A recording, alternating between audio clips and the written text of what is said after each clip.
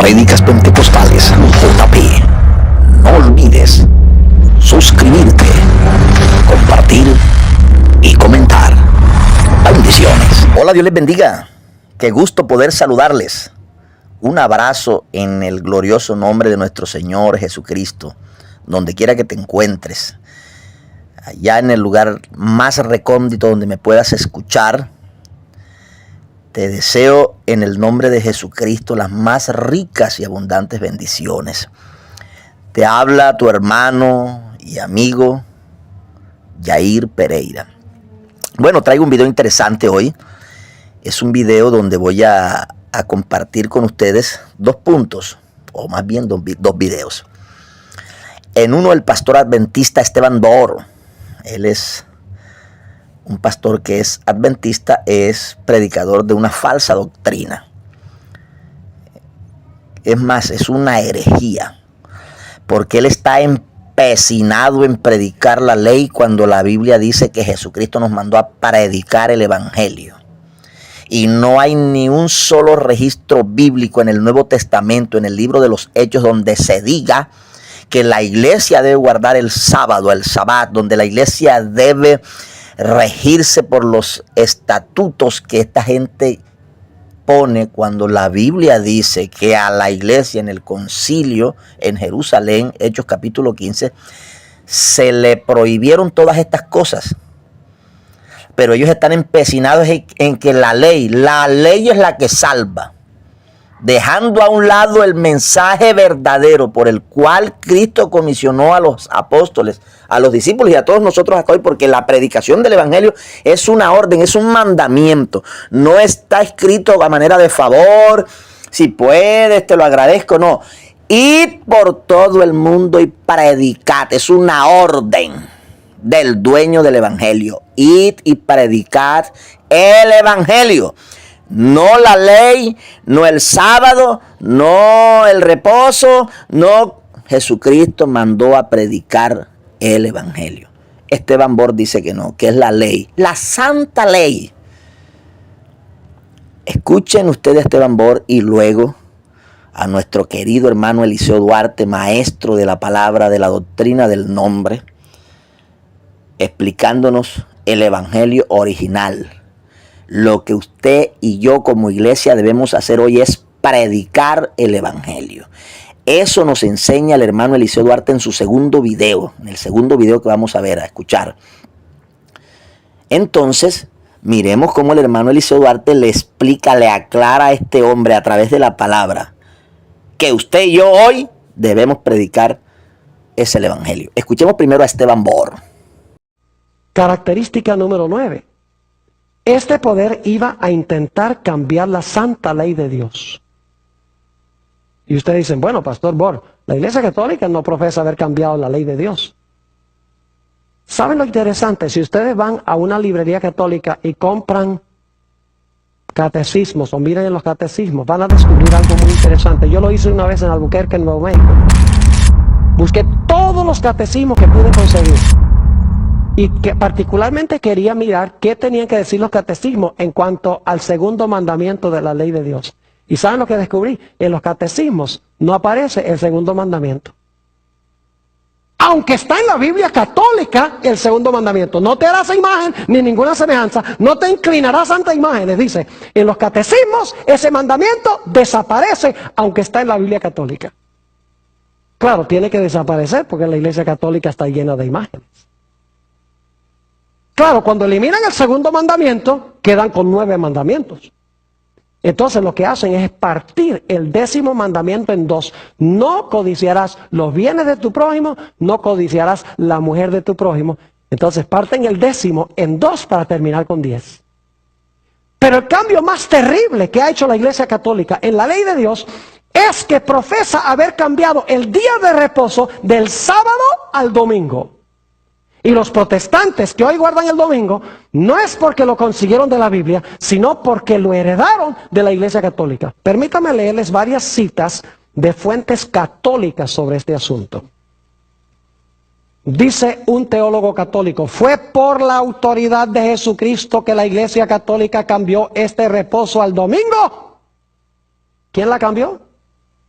la Iglesia Católica cambió, ahí está la palabra, este reposo al domingo, en memoria de la resurrección de nuestro Señor. Y así es que al observar el domingo, los protestantes le están rindiendo homenaje, sin querer admitirlo, a la autoridad de la Iglesia Católica.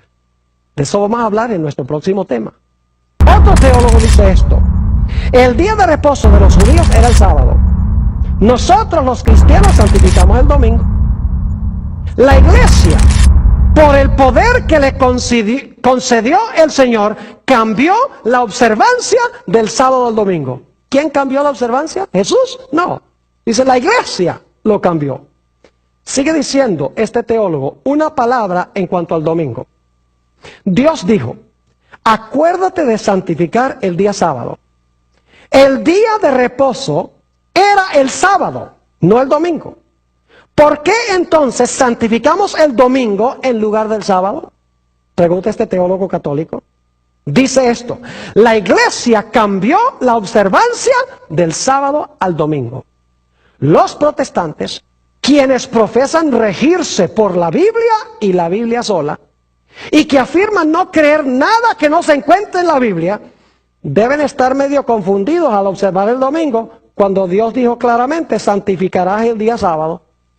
La palabra domingo no aparece en ninguna parte de la Biblia, y por lo tanto los protestantes están obedeciendo la autoridad de la Iglesia Católica. Una última cita, esta es del cardenal Gibbons. Dice él, usted puede leer la Biblia desde Génesis hasta Apocalipsis y no hallará ni una sola línea que autorice la santificación del domingo. Las Escrituras exigen la observancia religiosa del sábado, un día que nosotros, los católicos, nunca santificamos. Tengo 20 páginas de citas de autores católicos en el material que escribí, donde ellos constantemente dicen, la Iglesia transfirió el día, la Iglesia cambió el día del sábado al domingo. ¿Quién le dio autoridad a la Iglesia de cambiar la santa ley de Dios? ¿Quién le dio la autoridad de sacar el segundo mandamiento de la ley de Dios y dividir el 10 en 10 y decir que el día de reposo no es el sábado sino es el domingo? La Biblia dice que el cuerno pequeño pensó que podía cambiar los tiempos y la ley. Noten que no los cambió. Pensaba o intentó cambiar los tiempos y la ley, pero en realidad no lo pudo hacer. Bueno, ahí escucharon ustedes al pastor adventista Esteban Bor intentando aclararle al mundo el paganismo de él, lo que ellos creen. ¡Qué obstinación! Esto es una obstinación, una terquedad, una locura. El sábado, la santa ley, el sábado, la santa ley, el sábado, la santa ley. Oye, ¿dónde está el evangelio que fue lo que te mandaron a predicar? Por favor. Te mandaron a predicar el evangelio para salvación. El evangelio es el que salva. Pero cuando no hay escritura, raya la locura. Escuchemos ahora a nuestro hermano Eliseo Duarte hablándonos de que lo que salva al hombre es Jesucristo a través de la predicación del evangelio. Escuchemos a nuestro hermano Eliseo. Bueno, los 17 versículos que hemos leído de Romanos 1 son la presentación que el apóstol hace del evangelio de Dios. El evangelio es lo único que Jesús mandó predicar, creer y obedecer para ser salvos. Jesucristo no mandó predicar otra cosa. En el mundo de hoy se predican miles de cosas que no son el evangelio, porque la gente no ha profundizado en el evangelio y por consiguiente les parece que necesitan acudir a otras cosas, y eso es lo que hace que la iglesia pierda su fervor, pierda su visión. Eso es lo que hace que la iglesia se destiña. Entonces necesitamos insistir en la predicación del evangelio, porque repito, El Evangelio es lo único que Jesús mandó predicar. Creer y obedecer para ser salvos. Entonces aquí primeramente el apóstol nos dice qué es el Evangelio. Mucha gente tiene un concepto equivocado del Evangelio. Piensan que es una lista de reglas, una lista de haga esto, haga aquello, no haga esto, no haga lo otro. No, señor. El Evangelio no es eso. El Evangelio es la promesa de salvación. Véalo como dice Pablo, siervo de Jesucristo, llamado a ser apóstol, apartado para el Evangelio de Dios, que Dios había prometido en las Santas Escrituras. El Evangelio es una promesa que Él había prometido en las Santas Escrituras acerca de su Hijo, nuestro Señor Jesucristo, que era del linaje de David según la carne y que fue declarado Hijo de Dios con potencia mediante el Espíritu de Santidad por la resurrección de Jesucristo de entre los muertos.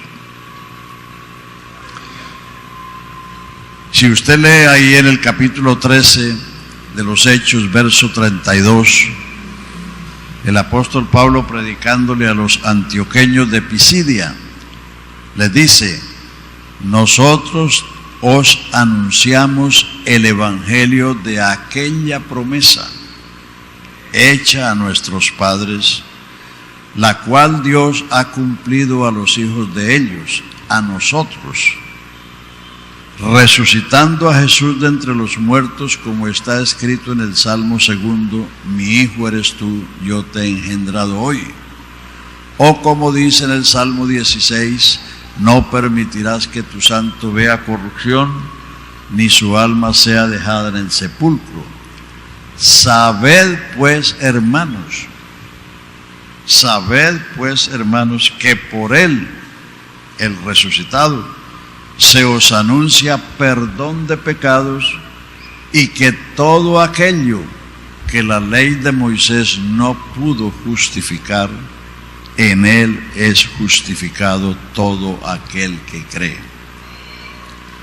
Entonces el Evangelio no es una lista de reglas, es la promesa de salvación hecha a los padres, a Adán, a Abraham y a Judá.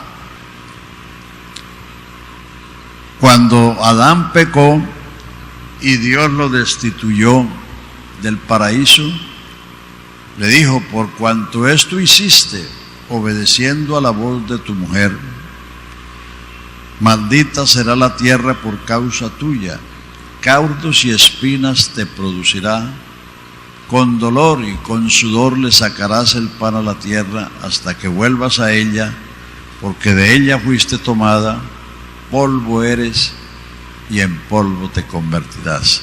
Es decir, el hombre no tenía perspectiva de vida. El hombre no era inmortal, era mortal porque fue hecho del polvo de la tierra. Y ahora que pecó, Dios le dice: polvo eres y en polvo te convertirás. Pero cuando Dios maldijo la serpiente, Dios pronunció la primera promesa: maldita serás entre todos los animales del campo, sobre tu pecho andarás y polvo comerás, enemistad pondré entre tu simiente y la simiente de la mujer. La simiente de la mujer te herirá la cabeza y tú le herirás el calcañar. Cuando Adán escuchó eso, le nació la fe y le nació la esperanza, y como prueba de eso le cambió el nombre a su mujer, porque el que cree actúa. La mujer no se llamaba Eva, se llamaba varona. Cuando Dios se la trajo, Él dijo: esta se llamará varona porque del varón fue tomada, esta es carne de mi carne y hueso de mi hueso. y Adán fue el que le puso nombre a todas las criaturas. Entonces, esa primera promesa que está en Génesis 3:15 hizo de Adán el primer creyente, a pesar de que era el primer pecador. Así que no lo manden para el infierno, porque Adán fue el primer creyente. La prueba es que le cambió el nombre a su mujer por Eva, que quiere decir madre de los vivientes, porque le nació la esperanza de vida. Él no tenía vida. Y el verso 22 del capítulo 3 de Génesis, dijo Dios, hablando con los querubines: ahora el hombre es como uno de nosotros, sabiendo el bien y el mal. Ahora, a fin de que no alargue su mano y tome también del árbol de la vida y viva para siempre, puso un querubín con una espada encendida para custodiar el huerto. O sea que el hombre no era inmortal. El hombre, la inmortalidad, lo acabamos de leer ahí en 1 Timoteo. Cristo quitó la muerte y sacó a la luz la vida y la inmortalidad por el Evangelio. No hay inmortalidad sin Jesucristo. No. Entonces, ahí está la primera promesa. Por eso Pablo le dice a los antioqueños de Pisidia: nosotros os anunciamos el Evangelio de aquella promesa hecha a nuestros padres, la cual Dios ha cumplido a los hijos de ellos, a nosotros. ¿Cómo? ¿Cuándo? Resucitando a Jesús de entre los muertos, porque Él es la simiente de la mujer, sentándolo a su diestra, para que en Él se anuncie el perdón de pecados, y que todo lo que la ley de Moisés no pudo justificar, en Él es justificado todo aquel que cree. La segunda promesa se le hizo a Abraham, 12:3 de Génesis: en tu simiente serán benditas todas las naciones de la tierra. La tercera promesa se la hizo a Judá, está en Génesis 49:10, cuando Jacob bendijo a sus 12 hijos, llegó donde Judá y le dijo: no será quitado el cetro de Judá, ni el legislador de entre sus pies, hasta que venga Silo, y los pueblos se congregarán a él. Silo quiere decir el reposo, el descanso. Aquel que dijo: venid a mí, todos los que estáis trabajados y cargados, que yo los haré descansar. Dice: y a él se congregarán los pueblos. Desde que él vino, la gente se ha congregado a Jesucristo. Esas son las promesas. Entonces el Evangelio es la proclama de que Dios hizo esas promesas y ya las cumplió. Y por eso el Evangelio es una oferta, es un regalo, es una dádiva. El Evangelio no es un mensaje de juicio ni de condenación, porque Dios no envió a su Hijo para condenar el mundo. El mundo estaba condenado hacía 1500 años, cuando vino la ley. El Evangelio es un mensaje de salvación. Y si quieren más, miremos algunas otras escrituras. Cuando el profeta Isaías 52:6, el Señor dice: por tanto mi pueblo sabrá mi nombre por esta causa, porque yo mismo que hablo, he aquí, estaré presente. Tranquilo, siéntese sin saludar, porque llegó después de la hora. Entonces, fíjese lo que sigue después de esa promesa. He aquí estaré presente. Fíjese lo que sigue el versículo siguiente: cuán hermosos son sobre los montes los pies de los que llevan buenas nuevas del bien y de la paz. El Evangelio son buenas noticias del bien y de la paz. Hay predicadores que piensan que aterrorizando a la gente se van a convertir. No, nadie se va a convertir por eso. Cuando Jesús nació, los ángeles incursionaron en los campos de Judea, diciendo: gloria a Dios en las alturas y en la tierra, paz y buena voluntad de Dios para con los hombres. Cuando Jesús comenzó su ministerio, Lucas 4:16, después que Jesús fue bautizado y fue tentado, volvió a Nazaret, donde se había criado.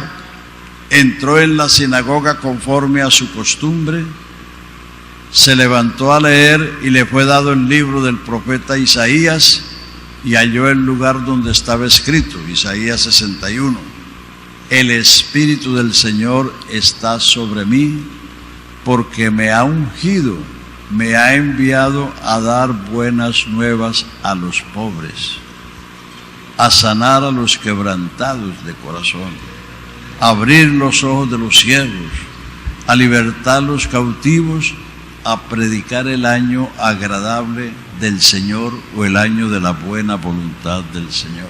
Eso es el Evangelio. Eso es el Evangelio.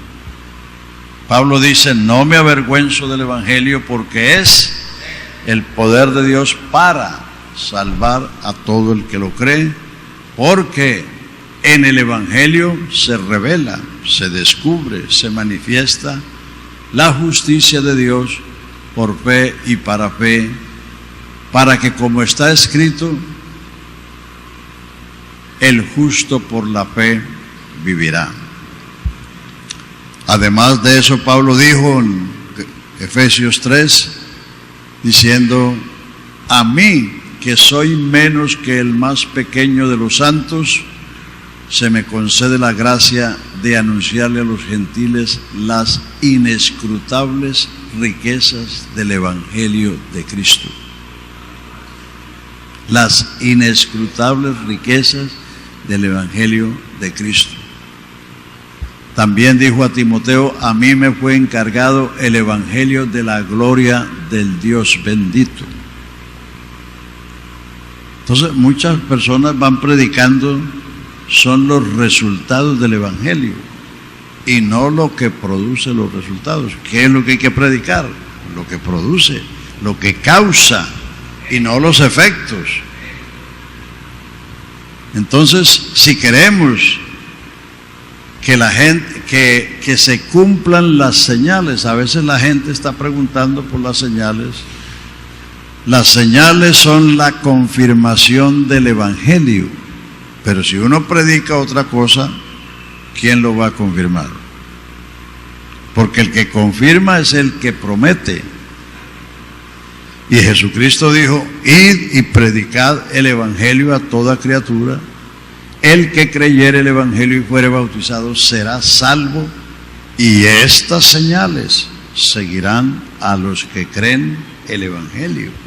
En mi nombre echarán fuera los demonios, hablarán nuevas lenguas, si bebieran cosa mortífera no les hará daño, sobre los enfermos pondrán sus manos y sanarán.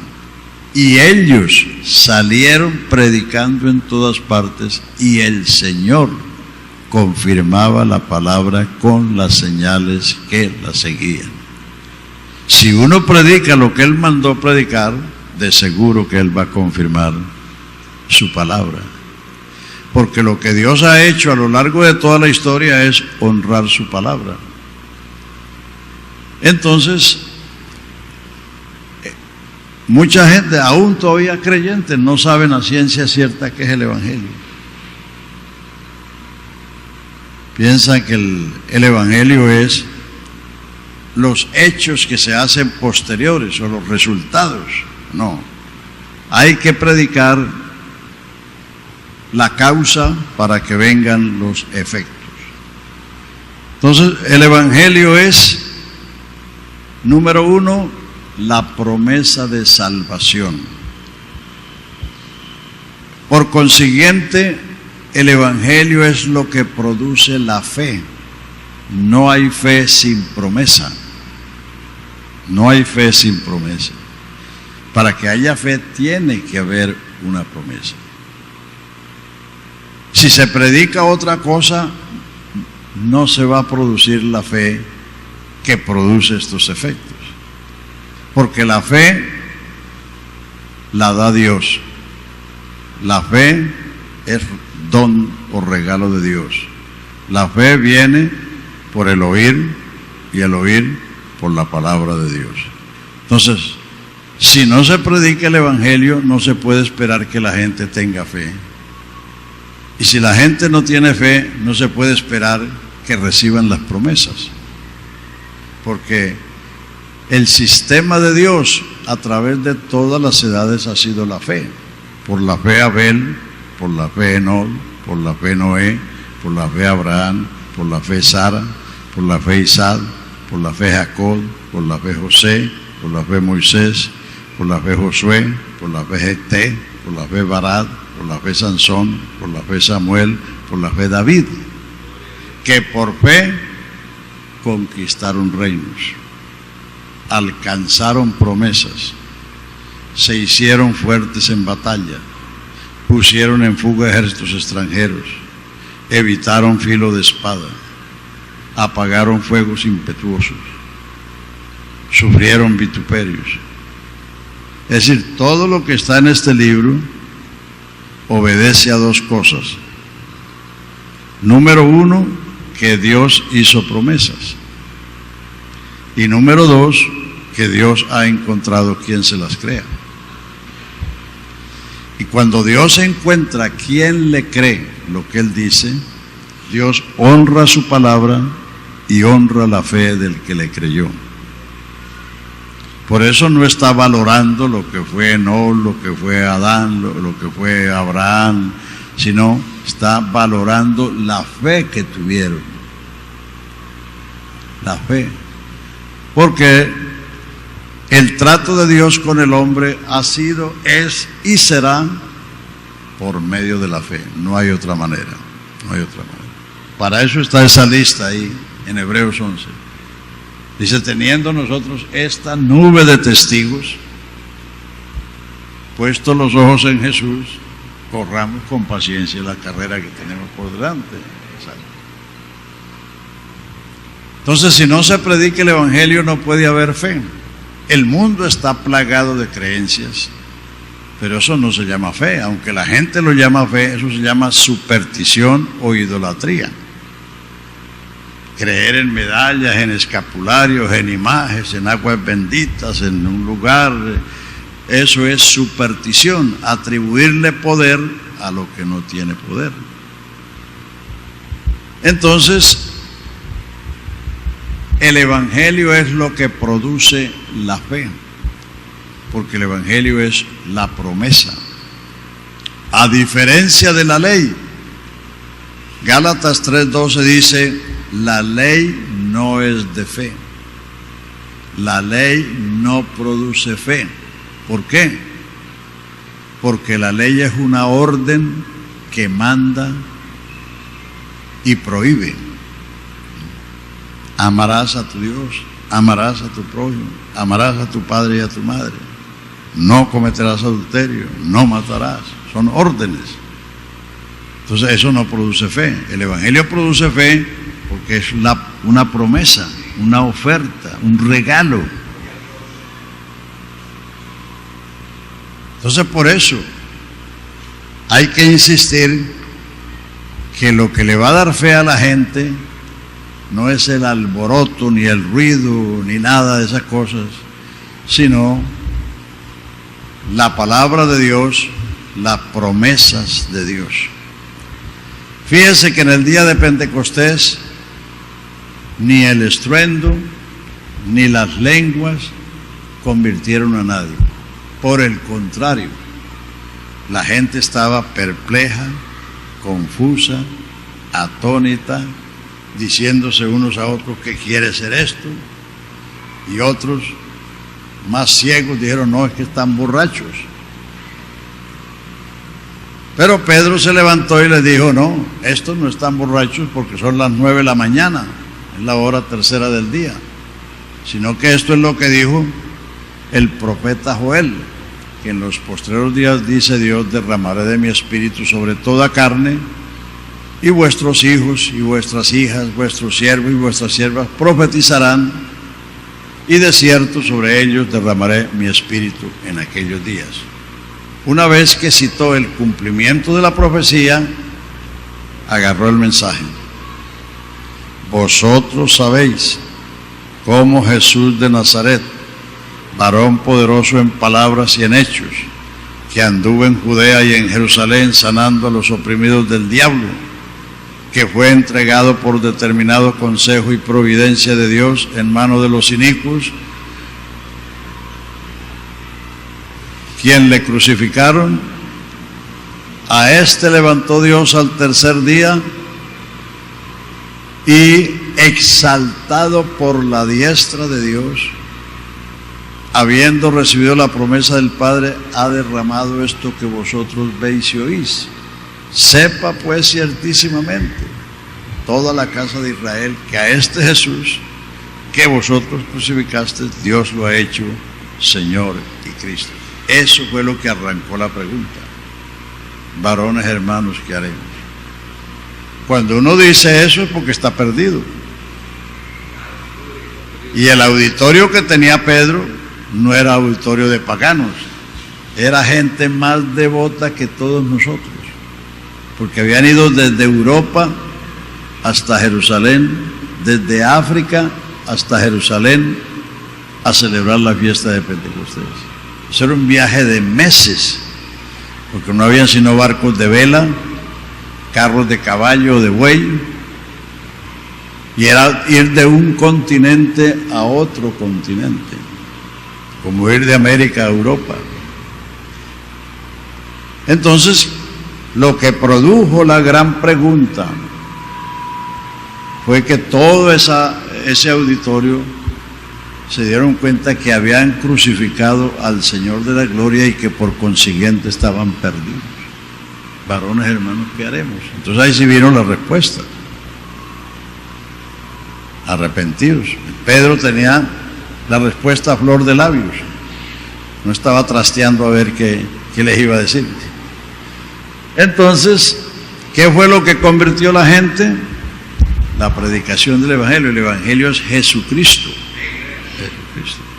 Si uno predica otra cosa, la gente puede gustarle y pueden aplaudir y todas esas cosas porque se predica un mensaje bonito, pero eso no produce efectos. Entonces necesitamos predicar lo que produce efectos. El Evangelio de salvación. Hoy hay el Evangelio social, el Evangelio de la prosperidad, el Evangelio de la comodidad, el Evangelio de tantas cosas.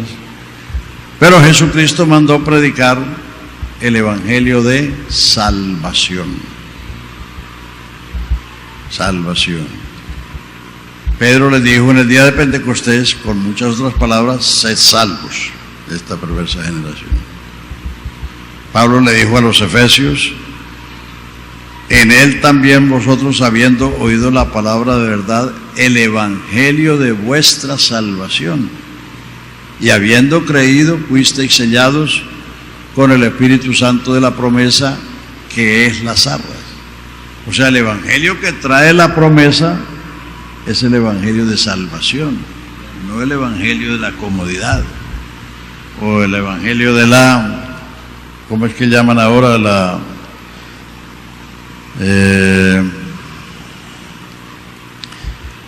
Se me fue la palabra, ahora después la digo. Entonces, ese evangelio es precisamente lo que mandó predicar, o lo que Pablo presenta, el evangelio que Dios había prometido en las Santas Escrituras. Y ese evangelio habla de una persona exclusivamente, acerca de su Hijo, nuestro Señor Jesucristo, que era del linaje de David según la carne, y que fue declarado Hijo de Dios con potencia por el Espíritu de Santidad mediante la resurrección de entre los muertos. Es decir, que en ese están los dos grandes aspectos de Jesucristo, el humano y el divino.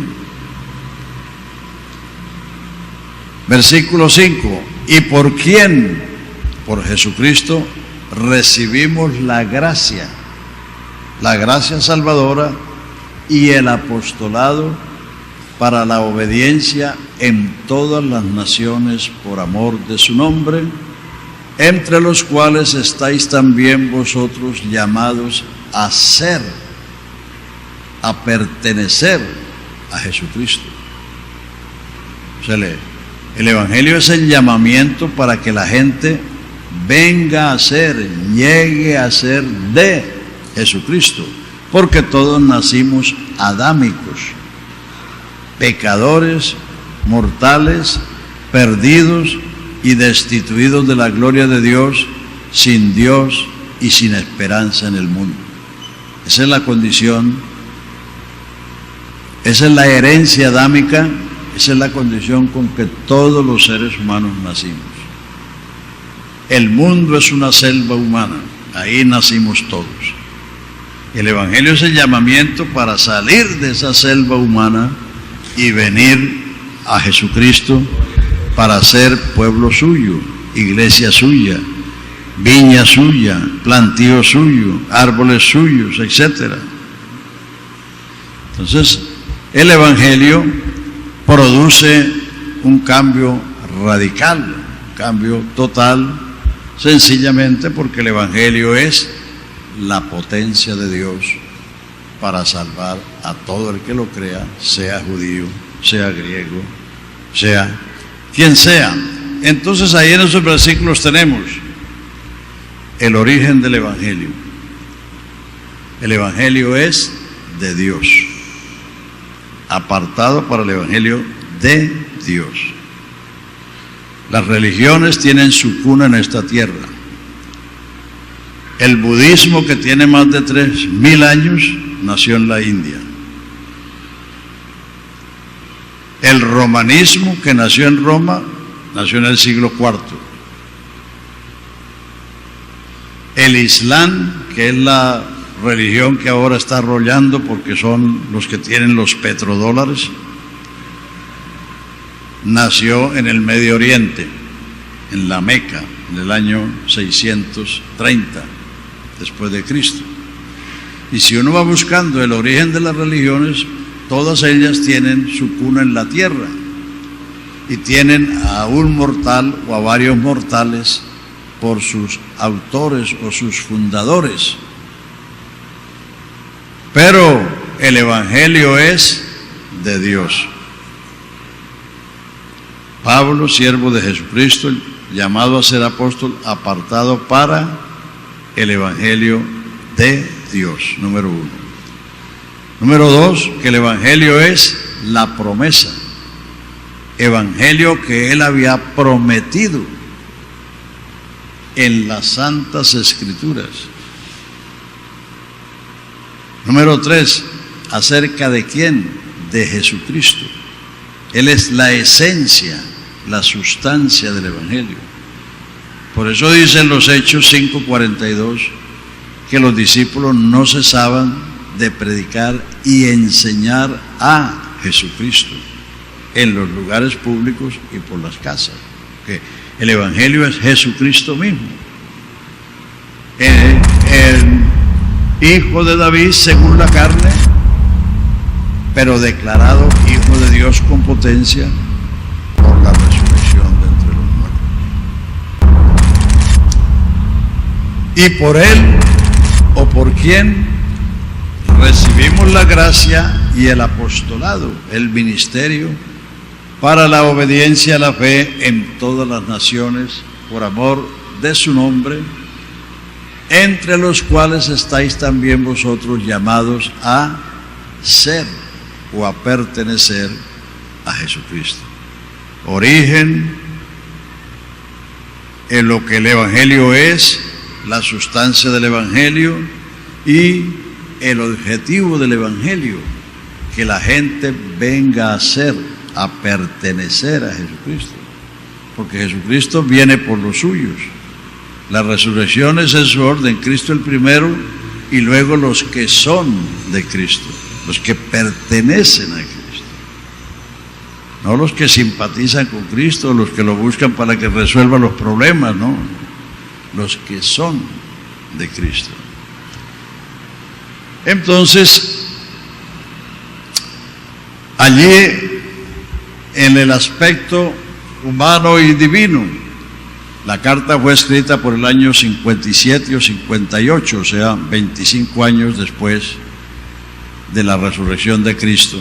Entonces, por eso Pablo dice que Jesucristo era del linaje de David según la carne, pero que la resurrección de los muertos lo declaró, lo reveló, Hijo de Dios con potencia.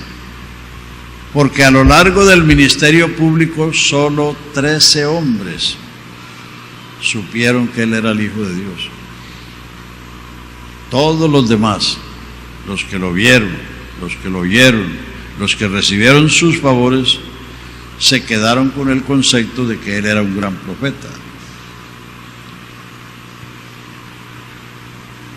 Los únicos fueron primero los 12, según Mateo 16, 18, donde está la declaración de Pedro: tú eres el Cristo, el Hijo del Dios viviente. Todos los demás no sabían que Él era el Hijo de Dios, y por eso Él mandó encubrir su identidad. Dijo: a nadie digan que yo soy el Cristo. Ahí está en 16, 20. A nadie digan que yo soy el Cristo. Porque si los israelitas hubieran conocido que Él era el Señor de la gloria, no lo hubieran crucificado. Entonces, por eso Él encubrió su identidad. Pero los discípulos sí lo sabían.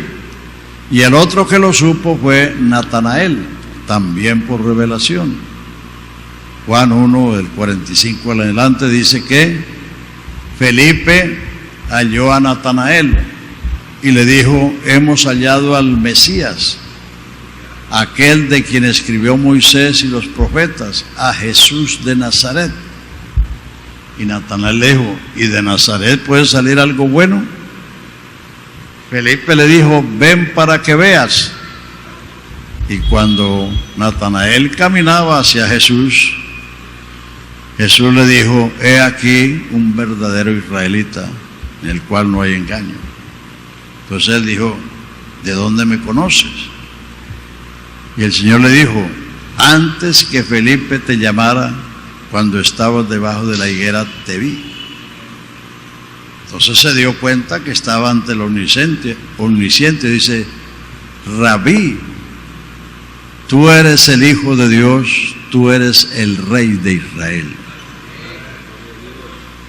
Entonces, durante el ministerio público, solo esos 13 hombres supieron por revelación que Jesús era el Hijo de Dios.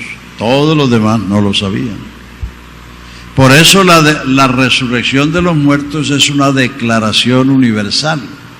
Fue declarado Hijo de Dios con potencia por el Espíritu de Santidad mediante la resurrección de entre los muertos. O sea que la resurrección demostró que Él es lo que Él dijo ser, que Él es lo que los profetas dijeron de Él. El apóstol Pablo, en el Areópago de Atenas, según los Hechos 17:30, le dijo a los filósofos de allí: Dios manda a todos los hombres en todo lugar que se arrepientan, por cuanto ha establecido un día en que ha de juzgar al mundo con justicia por aquel varón a quien dio fe a todos con haberlo levantado de los muertos.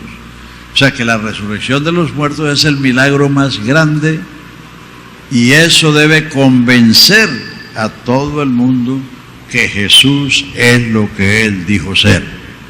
Aleluya, aleluya. Entonces, por eso la resurrección es el milagro mayor. Jesús le dijo a los judíos que le pedían señales, dijo: a la generación adúltera y pecadora no les será dada señal, sino la señal de Jonás profeta, que como estuvo 3 días en el vientre del gran pez, así estará el Hijo del Hombre en el corazón de la tierra. Entonces, ahí tiene una descripción de lo que es el Evangelio, el origen, la promesa, la esencia y el objeto o el objetivo del Evangelio, que la gente venga a ser o llegue a ser de Jesucristo. Pasando al verso 17, entonces dice: porque en el Evangelio se revela, se descubre la justicia de Dios por fe y para fe, para que, como está escrito, el justo por la fe vivirá. Es fácil entender que la venida de Cristo al mundo y su obra redentora es fruto del amor y de la gracia de Dios. Pero la Biblia enfatiza el hecho de que esa fue la revelación de la justicia de Dios. Por eso dice, el 1:17 es el versículo clave de la carta a los romanos. En el Evangelio se descubre, se revela, se manifiesta la justicia de Dios por fe y para fe, para que, como está escrito, el justo por la fe vivirá. La justicia estaba prometida en el Antiguo Testamento. El Salmo 98, versículo 2, dice: Jehová ha desnudado el brazo de su justicia en presencia de todas las naciones, y todos los pueblos verán la salvación de Dios.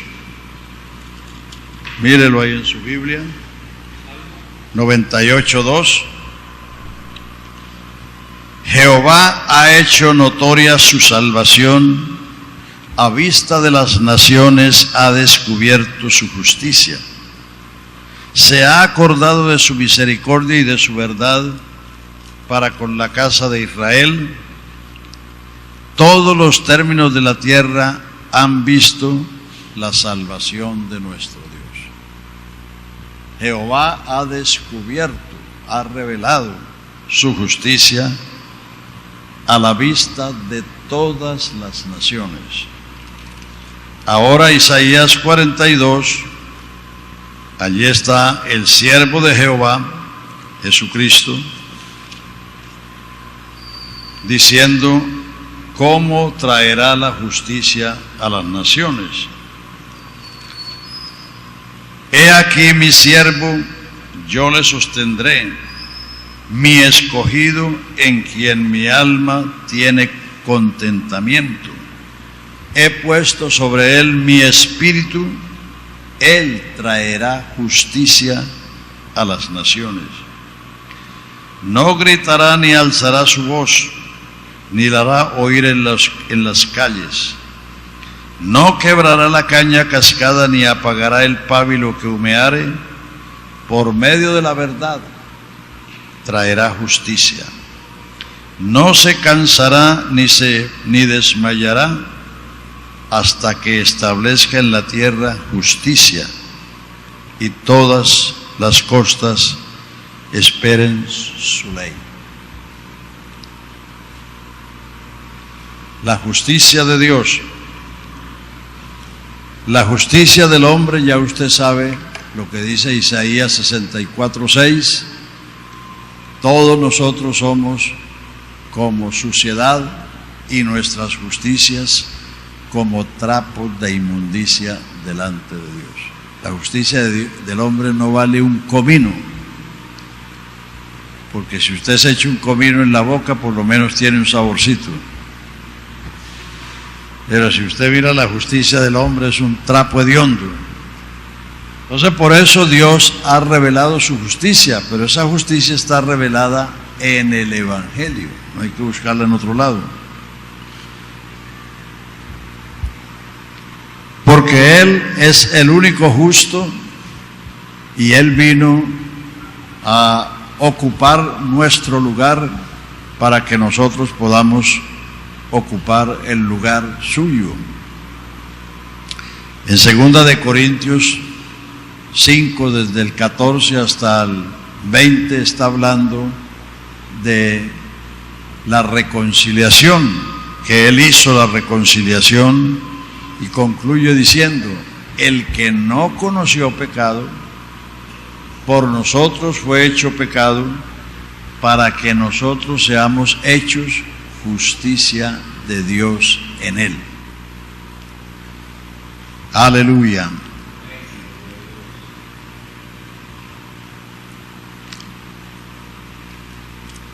Solo la justicia de Dios puede justificar al pecador. Por eso fue que tropezaron los judíos. Dice Pablo en Romanos 10, dice: yo les doy testimonio que tienen celo de Dios, pero no conforme a ciencia, porque ignorando la justicia de Dios y queriendo establecer la suya propia, no se han sujetado a la justicia de Dios. El hombre tiene que llegar a esa conclusión,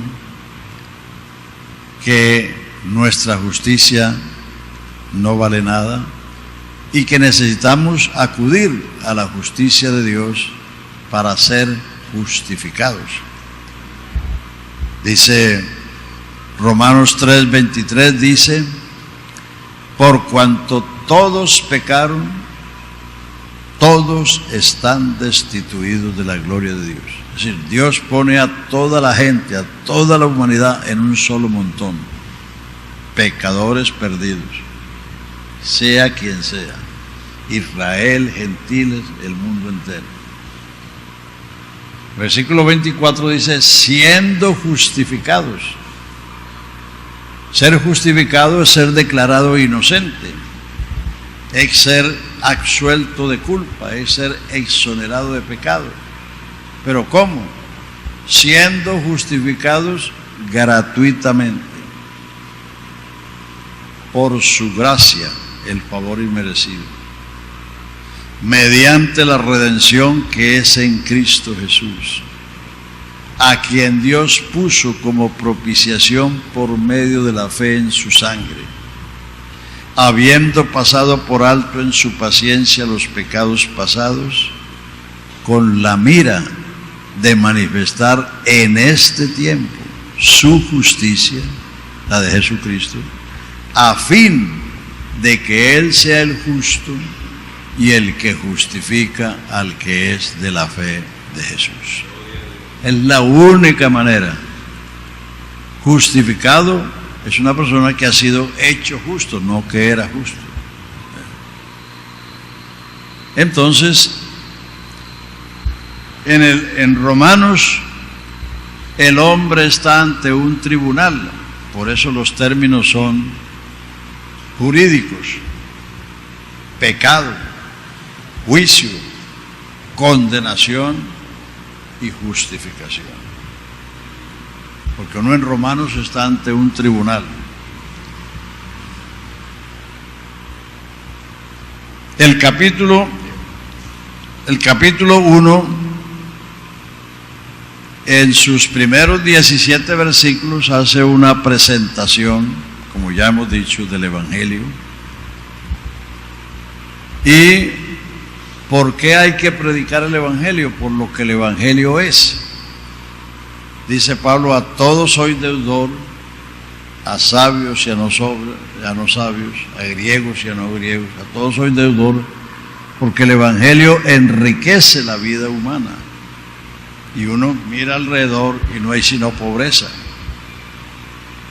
Entonces por eso Pablo dijo: a todos soy deudor, así que en cuanto a mí, pronto estoy a anunciar el Evangelio también a vosotros que estáis en Roma. Porque no me avergüenzo del Evangelio, porque es el poder de Dios para salvar al que lo cree.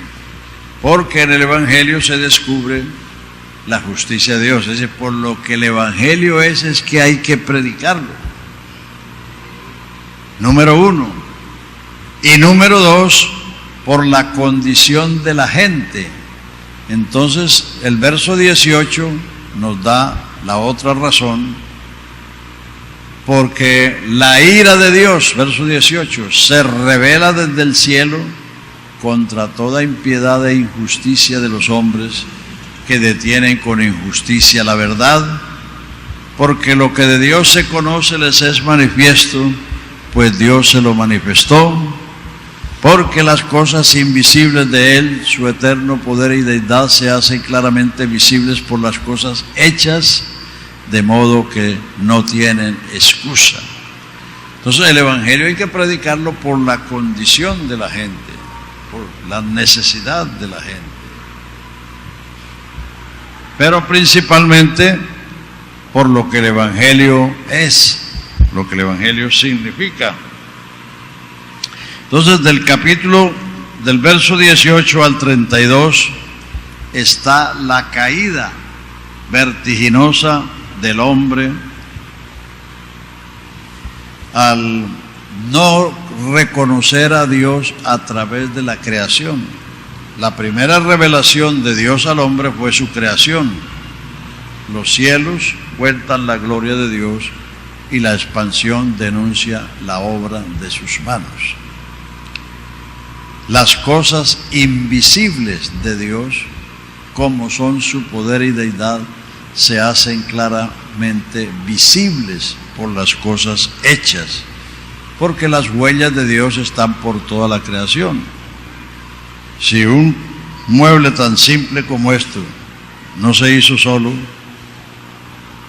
nadie se le ocurre que los árboles se volvieron muebles, sino que alguien cortó el árbol, hizo las tablas, y el carpintero cogió las tablas e hizo el mueble. Si una cosa tan simple necesita un hacedor, ¿cómo uno va a pensar que ese vasto universo, que el hombre apenas está conociendo las orillas, apenas está conociendo las goteras, se iba a hacer por sí mismo? Pero el pecado entenebrece, oscurece la mente del hombre, y entonces el hombre llama a lo malo bueno y a lo bueno malo. Entonces ahí está la caída vertiginosa del hombre. Dice que las cosas invisibles, como son su poder y verdad, se hacen claramente visibles por las cosas hechas, pero conociendo a Dios a través de la creación, no le glorificaron ni le dieron gracias, por lo cual sus corazones fueron entenebrecidos, y creyéndose ser sabios se hicieron fatuos, cambiaron la gloria del Dios incorruptible por la semejanza de hombres corruptibles, de aves, de cuadrúpedos y de reptiles. Es decir, el hombre alejado de Dios pensó que Dios era como un hombre y se hizo la imagen de un hombre o de una mujer. Luego pensó que era un ave, se hizo una imagen de un ave. Luego pensó que era un cuadrúpedo y terminó arrodillándose a las serpientes y a los camaleones. Y ojo, porque si eso les pasó a aquellas generaciones que solo conocían a Dios por la creación y cayeron en ese estado por no darle gracias ni glorificarle, ¿qué sería de nosotros si no somos agradecidos? Hay cristianos que vienen al culto y ni siquiera cantan, están apenas mirando por allá, mirando para San Felipe. Es decir, que no tienen agradecimiento. Es decir, el que no canta o no se sabe el coro o no le ha pasado nada. Porque los cantos no salvan, pero los salvos cantan. El que ha sido salvo tiene una canción en su alma, porque tiene un conocimiento, tiene un reconocimiento y tiene un agradecimiento. Aquellos, por no darle gracias a Dios, entonces fueron entenebrecidos y llegaron a ese extremo de arrodillarse a las serpientes y a los camaleones, y a las vacas, a las aves, porque cambiaron la gloria del Dios incorruptible por la semejanza de lo corruptible. Cambiaron la verdad por la mentira, y eso lo llevó a un grado todavía más bajo. Entonces de ahí viene el homosexualismo. Entonces los hombres se encendieron en concupiscencias unos con otros, y las mujeres también, dejando el uso natural. O sea, de ahí viene el homosexualismo. El homosexualismo no es otra opción, es una degeneración. Degeneración.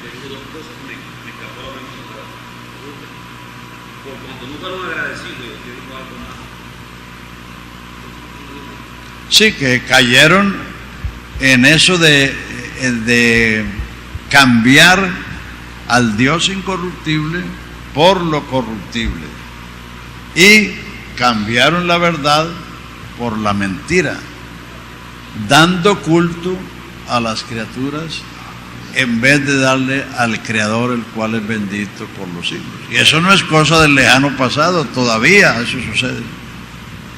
Entonces, de esa degeneración pasaron a la otra.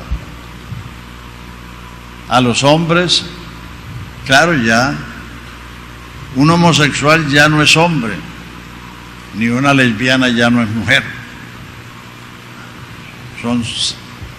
Han cambiado lo natural por lo que es contra naturaleza, y eso es una degeneración. Eso es lo que es. Así que eso lo llevó a eso. Y el capítulo termina diciendo, estando atestados. ¿Ustedes saben lo que es atestado? Repleto, lleno hasta el borde de toda iniquidad. Y ahí está una lista negra. Entonces, por eso los cristianos no podemos ser indiferentes a lo que Dios nos ha dado a conocer, a lo que Dios nos ha dado en su gracia. Tenemos que ser gente agradecida, y la manera de agradecerlo es honrarle, no solamente con los cantos, sino con nuestras acciones, dando testimonio de la grandeza de su evangelio, de su salvación. Así que entonces ahí comienza la degeneración, y eso sigue hasta nuestros días. Eso ha llegado, y por eso es que necesitamos predicar el evangelio. Primero por lo que el evangelio es, y segundo por la condición de la gente. Solo el evangelio, solo el poder del evangelio va a salvar la gente. Otras cosas no lo van a salvar. Hay predicadores que han llenado sus templos con miles, pero nunca han predicado el evangelio. Están predicando la autoestima. Que tú descubras ese campeón que tienes en ti. Que tú siempre seas un exitoso en la vida. Bueno, predican todas esas cosas, y claro, la gente, eso alimenta el ego, y eso hace que la gente vaya allá. Una hermana que estaba descarriada allá en Miami hace años, entonces yo comencé a hablarle. Yo no, pero es que yo no quiero ir a la iglesia donde me hagan sentir mal, donde me hablen de pecado. Figúrese, estaba descarriada. Quería que le hablaran que no, que para levantarle la autoestima. El único que levanta la autoestima es Jesucristo. Aleluya, porque Él es el que realiza la vida del ser humano. Los otros no son ni siquiera aspirinas. Ni siquiera aspirinas.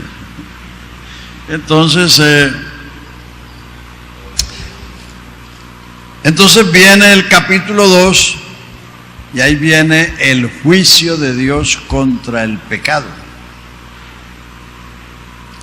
Contra el pecado, que dice allí entonces: pero que tú que juzgas y haces lo mismo, ¿piensas que escaparás del juicio de Dios?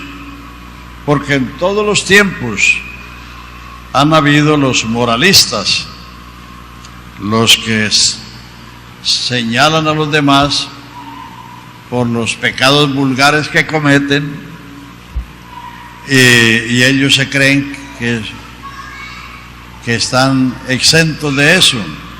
Pero entonces en el capítulo 2 dice: por lo cual tú que juzgas, por lo cual eres inexorable hombre, quien quiera que seas tú que juzgas, pues en lo que juzgas a otro te condenas a ti mismo, porque tú que juzgas haces lo mismo. Mas sabemos que el juicio de Dios contra los que practican tales cosas es según verdad. Aquí están los 7 principios por los cuales Dios va a juzgar el mundo. Y piensas, oh hombre, tú que juzgas a los que hacen lo mismo, que tú escaparás del juicio de Dios, o menosprecias las riquezas de su benignidad, paciencia y longanimidad, ignorando que la benignidad de Dios te guía al arrepentimiento. Lo que guía al arrepentimiento no es el miedo al infierno, es la benignidad de Dios, la bondad de Dios. Cuando las personas ven lo que es el Evangelio, dice: pero ¿cómo puedo yo merecer esto si soy un pecador perdido? He hecho esto o aquello. Para que una persona se arrepienta, necesita primero recibir de Dios. Yo he visto predicadores que le dicen a una persona: ¿qué debo hacer para ser salvo? Y dice: arrepiéntese y bautícese. Eso no es lo primero. Lo primero es oír el Evangelio, para recibir la fe, para recibir la gracia. Y esas dos cosas son los que lo habilitan para arrepentirse. Capítulo 3 del libro de los Hechos, el último versículo. El último versículo. A vosotros primeramente Dios os ha enviado a su Hijo a fin de que os bendijese. No, para que os bendijese, a fin de que cada uno se convierta de su maldad. Véalo como dice: a vosotros primeramente Dios os ha enviado a su Hijo para que os bendijese, a fin, con la finalidad de que cada uno se convierta de su maldad. Si la persona no ha recibido una de Dios, no puede arrepentirse. Hechos 11:18. Cuando Pedro regresó de la casa de Cornelio a Jerusalén, lo censuraron, diciéndole: ¿por qué has descendido a los incircuncisos y has comido con ellos? Entonces Pedro les contó lo que había pasado en la casa de Cornelio. Dice que Dios les había dado el Espíritu Santo lo mismo que a ellos, y ninguna diferencia había hecho entre ellos, entre los judíos y los gentiles. Entonces los hermanos de Jerusalén dijeron: de manera que también a los gentiles ha dado Dios arrepentimiento para vida. El arrepentimiento lo da Dios, pero no es que Dios obligue a nadie a arrepentirse, sino que el Evangelio es la bendición de la salvación. Cuando la persona recibe el Evangelio, ha sido enriquecido con las inescrutables riquezas de Cristo, y entonces eso es lo que lo capacita. O sea que el orden es, número uno, oír. Si usted va a testificar, no vaya hablando del juicio, de la condenación, de todo. Háblele del Evangelio, la oferta de Dios. Si la persona recibe la palabra, Dios ha tendido un puente entre él y esa persona. La fe no va de aquí para allá, la fe viene de allá para acá. La fe es don de Dios, es regalo de Dios. La fe la da Dios. ¿Cómo la da? Cuando Él envía su palabra y alguien la recibe, Dios estableció un puente, un canal entre Él y esa persona. La fe es una. Entonces, la benignidad de Dios es la que guía al arrepentimiento. Hay que predicar el Evangelio para que la gente se arrepienta. No es echando juicio, condenación. No, la gente no. Fíjese que cuando se presenta un accidente en un carro que se le fueron los frenos, o un avión que se le presentó una emergencia en el aire, la gente comienza a invocar a todo lo que saben. Pero pasado el susto, siguen lo mismo, campantes y sonantes. Y algunos bobos dicen: yo nací de nuevo, porque no se mató en el accidente. No, que cuento de que nació de nuevo, sigue siendo la misma persona. Para nacer de nuevo es nacer de otra naturaleza, de otra simiente. No es pasar un susto y no matarse. Entonces, después de que pasa el susto, la gente sigue campando, porque lo que tenía miedo de morir, pero eso no era arrepentimiento. Eso no era arrepentimiento. Bueno, entonces aquí tenemos los 7 principios por los cuales Dios juzgará el mundo. Mírenlo ahí en el capítulo 2 de Romanos. A ver. Número 1.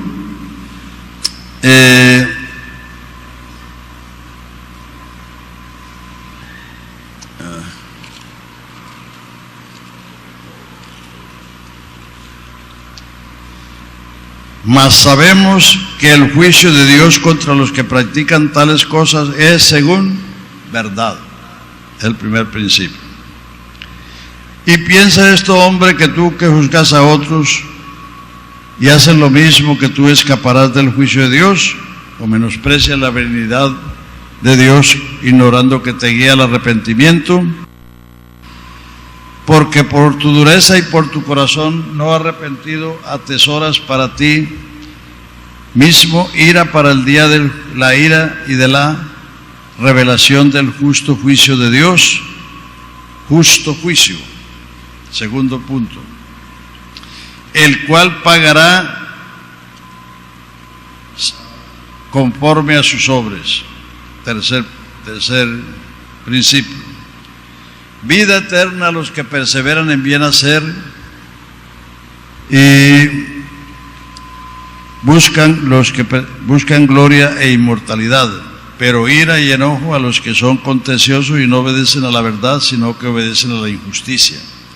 Tribulación y angustia al ser humano que hace lo malo, al judío primeramente y también al griego, pero gloria, honra y paz a los que hacen lo bueno, al judío primeramente y también al griego. Porque no hay acepción de personas para con Dios. En esto es que Dios no hace acepción de personas en el juicio.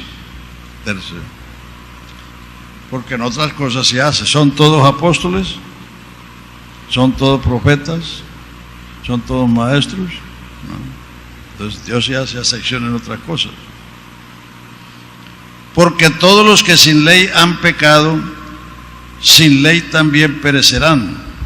y todos los que bajo la ley han pecado, por la ley serán juzgados. Porque no son los oidores de la ley, sino los justos ante Dios. No serán los oidores de los justos ante Dios, sino los hacedores de la ley.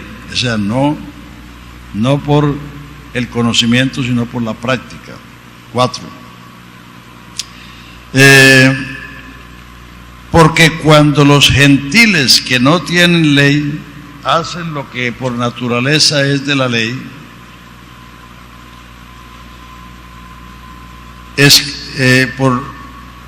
cuando los gentiles que no tienen ley hacen por naturaleza lo que es de la ley, estos, aunque no tengan ley, son ley para sí mismos, mostrando la obra de la ley escrita en sus corazones, dando testimonio sus conciencias y acusándoles o defendiéndoles sus razonamientos en el día que Dios juzgará los secretos de los hombres conforme a mi evangelio.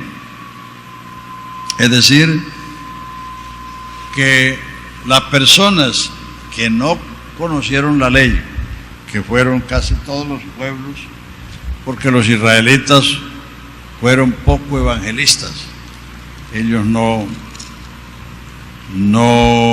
llevaron la ley, porque ellos, si bien ellos emigraron a muchas partes, ellos entonces se limitaban a ellos mismos, pero no daban testimonio a los demás. Entonces, los que no conocieron la ley, pero fueron ley a sí mismos, si se impusieron una conducta, ese será el argumento que los acusará o los defenderá en el día que Dios juzgará los secretos de los hombres conforme al evangelio. La tribu más salvaje, más remota, ellos tienen leyes por las cuales condenan o absuelven a su comunidad. Esa es la ley escrita en el corazón, ¿no? La ley de la conciencia. Entonces, por eso ellos adoran o el árbol, o el río, o la piedra, o el sol, porque tienen en su conciencia el que hay un ser supremo. Entonces, los que no conocieron la ley, en el día del juicio, ese será el argumento que los defenderá o los acusará, el comportamiento de ellos, porque van a ser juzgados por sus obras. El juicio final del trono blanco es para todos los que no son de Cristo. Allá no va a ir ningún cristiano, todos los que no son de Cristo.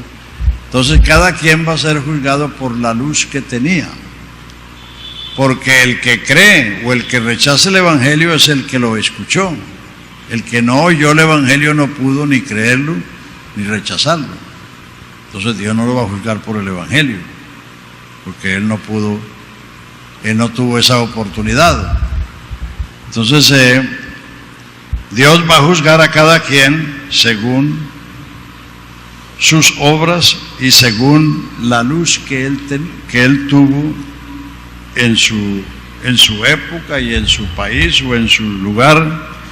Ese es el otro punto. Y luego empieza con los judíos, porque de esos primeros aparte se refiere al mundo gentil.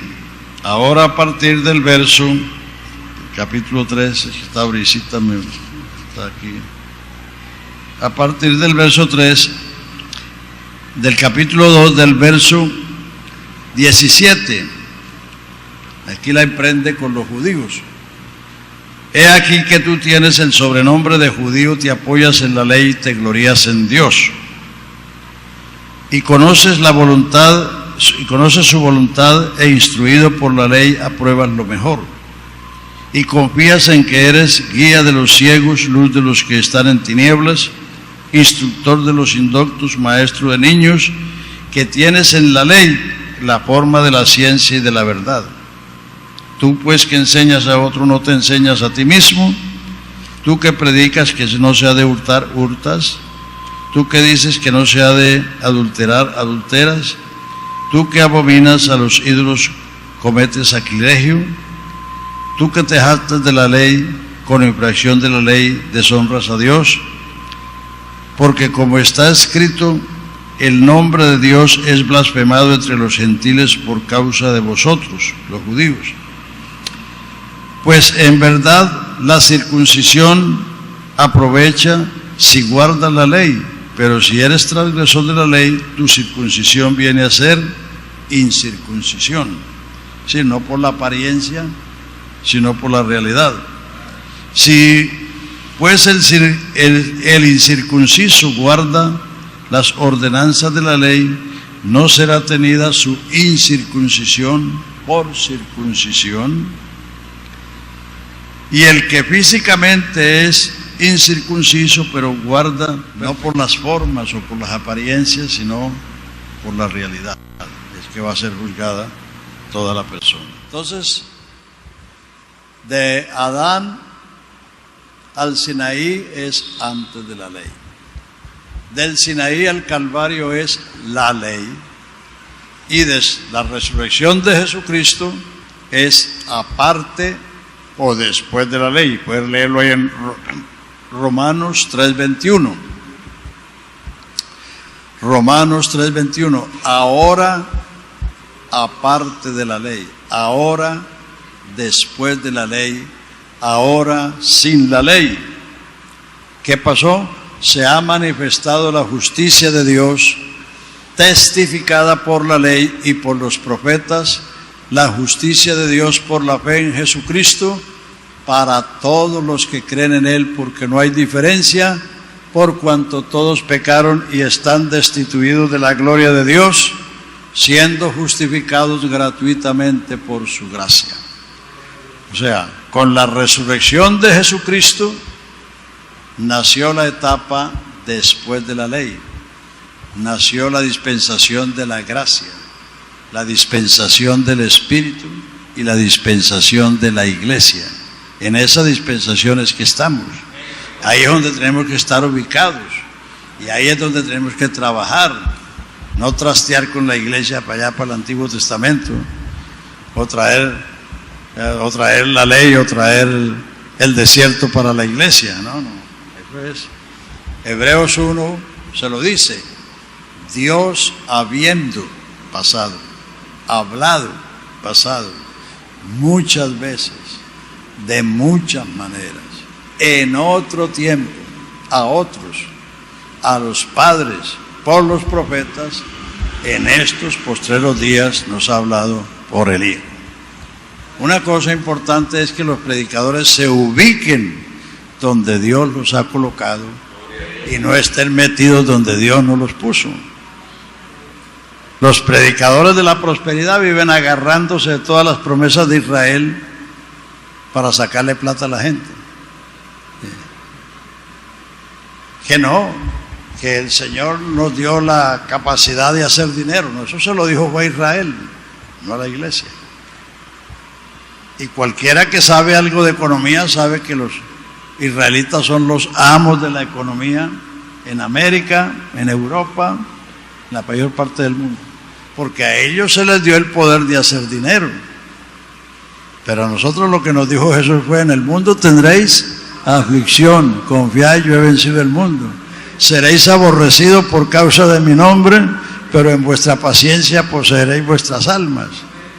Él no nos mandó a ser ricos ni nada de esas cosas, sino a ser testigos del Evangelio de su gracia. Vamos a dejar hasta ahí, y ahora sí la pregunta, hermano David, pero tiene que hablar durito, venir para acá porque me cuesta trabajo entenderle.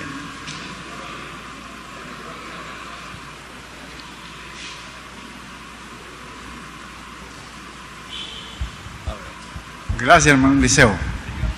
Dios los bendiga a todos. Bueno, la que tenía inicialmente ya borrada. Hay dos preguntitas, dos preguntas. La una es la que está en capítulo 5, o bueno, en el último versículo del 4. No sé cuál es la precisión. Que dice que Él fue entregado por nuestras transgresiones y resucitado para nuestra justificación.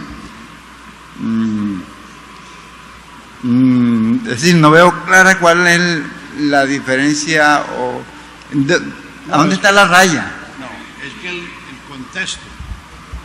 El contexto dice que lo que se escribió de Abraham no se escribió solamente por él, sino por nosotros, los que creemos en aquel que fue entregado por nuestros delitos y resucitó para nuestra justificación, porque la justificación se basa en el hecho de que Él pagó la culpa nuestra.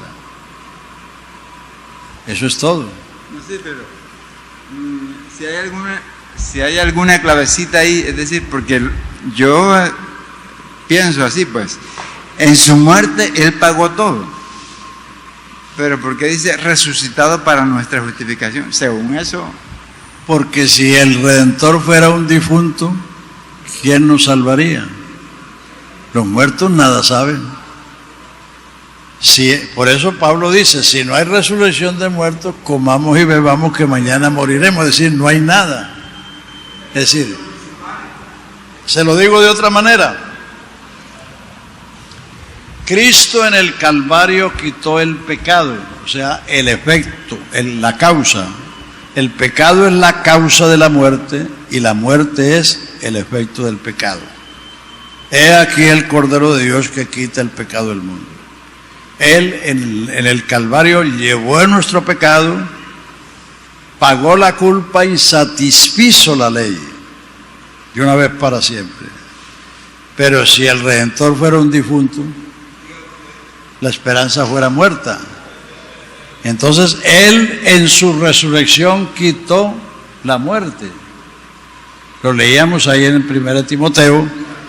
Cristo dice, la gracia de Dios nos fue dada antes de los tiempos de los siglos. Antes que hubiera sol, luna y estrellas, ya Dios había designado la gracia salvadora para nosotros. Pero fue manifestada por la aparición de nuestro Señor Jesucristo, el cual quitó la muerte y sacó a la luz la vida y la inmortalidad por el Evangelio. O sea, la resurrección es la manera de vencer la muerte. Nadie va a vencer la muerte evitando morir. Está establecido que el hombre muere. Pero la resurrección es la muerte de la muerte. ¿Dónde está, oh muerte, tu aguijón? Entonces, si Jesucristo fuera un difunto, de nada nos serviría. La razón de que Jesucristo es el único que salva es porque dice, tiene un sacerdocio inmutable, vive perpetuamente para salvar eternamente a todos los que le invocan, porque Él vive. Los demás son difuntos. Entonces, es decir, si Él hubiera muerto simplemente, pero no hubiera resucitado, estaríamos perdidos. ¿La otra cuál es? Bueno, la otra es, no algo que usted haya dicho ahora, pero lo acabo de mencionar. Yo he enseñado a decir, a los que estoy dándole clase bautismal, le digo, bueno, nosotros tenemos, Dios nos ama y es misericordioso y todo eso, Él puede perdonar nuestros pecados, pero resulta que Él es justo y en la justicia de Dios Él no puede pasarnos por alto así, como dice, bien. Entonces, he dicho que precisamente en la cruz del Calvario Él pagó todo lo que nosotros merecíamos, todos nuestros pecados, pero he oído una enseñanza y a veces que realmente Jesucristo, como he anunciado, el Cordero de Dios que quita el pecado del mundo, es decir, refiriéndose solo al pecado de rebelión de haber desobedecido, que los demás pecados Dios los podía perdonar. Entonces tengo esa inquietud, creo que ahí llevan todos los pecados. Sí. He aquí el Cordero de Dios que quita el pecado, no dice los pecados, sino el pecado del mundo. Entonces, pero de ahí se deriva, porque como dije antes, o se lo digo de otra manera, uno no es pecador porque peca, sino que peca porque es pecador. Si no hubiera nacido pecador, no pecara. Si usted no sembrara un naranjo, no tendría naranjas en su patio, porque cada quien da el fruto de su naturaleza. Entonces, una persona peca porque es pecador. Su naturaleza produce ese fruto. Entonces, Jesucristo quitó el pecado en el Calvario y en su resurrección quitó la muerte. Es decir, los dos grandes males del hombre son esos: el pecado y la muerte. El pecado entró por un hombre y por el pecado la muerte. La muerte pasó a todos los hombres por cuanto todos pecaron, y por cuanto todos pecaron, todos están destituidos. Esos dos hechos son la causa y el efecto de todo. Entonces, Jesucristo, es decir, como Dios no podía hacerse el de la vista gorda con el pecado. Es decir, siendo Dios justo, Él no podía perdonar al pecador siendo impío, como un juez. Si el juez está sentado aquí en el tribunal y le traen un criminal, si el juez lo absuelve, pues el juez es digno de ponerlo ahí en el banquillo, porque no ha hecho justicia, sino que ha violado la justicia. Entonces, Dios como Dios no podía pasar por alto el pecado. Por eso Él resolvió la cosa por sí mismo. Él se apropió un cuerpo. Él no le pidió a otro que hiciera eso. Él se apropió un cuerpo humano que pudiera morir, porque Dios solo tiene inmortalidad. Dios no puede morir. Entonces se apropió un cuerpo para que en ese cuerpo se cargara el pecado del mundo, se castigara el pecado y se satisfaciera la ley divina. Lo primero que hizo Jesucristo en el Calvario fue vindicar, satisfacer la ley. La ley decía muerte al pecador. El que no conoció el pecado, por nosotros fue hecho pecado y fue tratado como el mismo pecado, para que nosotros seamos hechos justicia de Dios en él. O lo que dice Romanos 8:3, lo que era imposible a la ley, por cuanto era débil por la carne, Dios, enviando a su Hijo en semejanza de carne de pecado, y a causa del pecado, condenó al pecado en la carne de su Hijo, para que la justicia que es por la ley se cumpliese en nosotros, que no andamos conforme a la carne, sino conforme al Espíritu. Por eso la salvación es una obra exclusiva de Dios. El hombre no puede añadir a eso. El hombre es el objeto de esa salvación, y lo que el hombre tiene que hacer es agradecido y corresponder a esa bondad de Dios de tomar Él esa empresa de salvar al hombre de esa manera. Por eso la salvación es por gracia, gratuita. Y como dice la Biblia, la salvación pertenece a Jehová.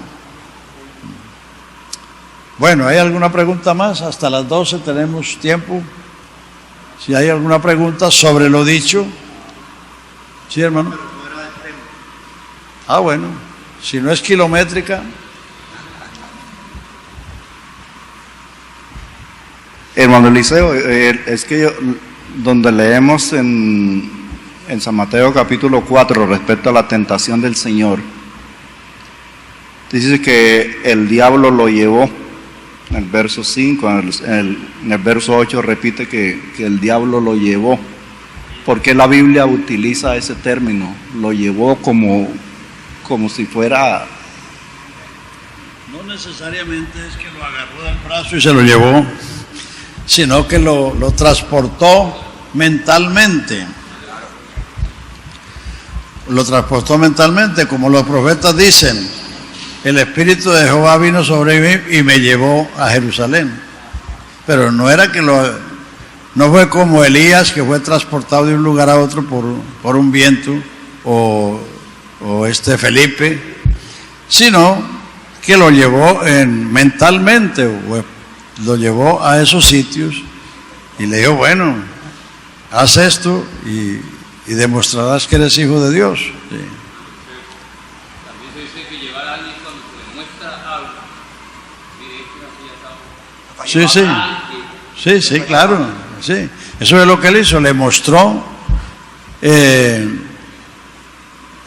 las cosas en el sitio. Si él estaba en el desierto, dice que lo llevó a las almenas del templo. Entonces le mostró eso. Sí. ¿Listo?